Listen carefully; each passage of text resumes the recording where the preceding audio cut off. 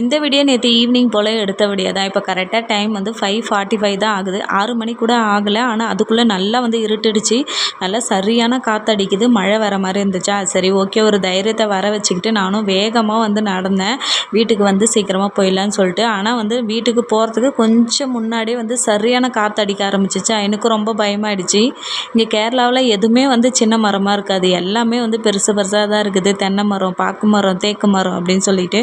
ஏன்னா எதனா ஒன்று கண்டிப்பாக இந்த பயங்கரமாக காற்றடிக்கும் போது யாருமே வீட்டை விட்டு வெளில வர மாட்டாங்க. சேஃபாக உள்ளே தான் இருப்பாங்களா. ஸோ வீட்டுக்கு போகிறதுக்கு முன்னாடியே ஒரு வீடு இருந்ததா. ஸோ பயங்கரமான காற்றடிச்சது. நான் பயந்துட்டு அந்த வீட்டிலே வந்து பார்த்திங்கன்னா நின்றுட்டேன். அதுக்கப்புறம் எங்கள் வீட்டுக்காரர் ஆஃபீஸ்லேருந்து வந்துட்டு அதுக்கப்புறம் தான் கூட்டிகிட்டு போனாங்க. கேரளாவில் மட்டும் இல்லை, எங்கேயுமே வந்து சரி மழை இருந்தால் ஓகே தான். ஆனால் காற்று இடிலாம் இருந்ததுன்னா ஸோ சேஃபான ஒரு இடத்துல போய் நின்றுடுங்க. வெளியில் வந்து வராதிங்க அந்த டைமில். ஏன்னா அந்த மரம் வந்து எப்போ விழுன்னு தெரியாது. சில மரம்லாம் வந்து பழசாக இருந்ததுன்னா விழுந்துடும். அது இல்லாமல் லைன் மேலெலாம் விழுந்துச்சுன்னா ஸோ ஒயரும் வந்து நம்ம மேலே கட்டாகி விழுற மாதிரி இருக்கும். அதனால் எந்த அளவுக்கு சேஃபாக இருக்க முடியுமோ அந்தளவுக்கு வந்து நம்ம தான் வந்து சேஃபாக வந்து பார்த்துக்கணும்.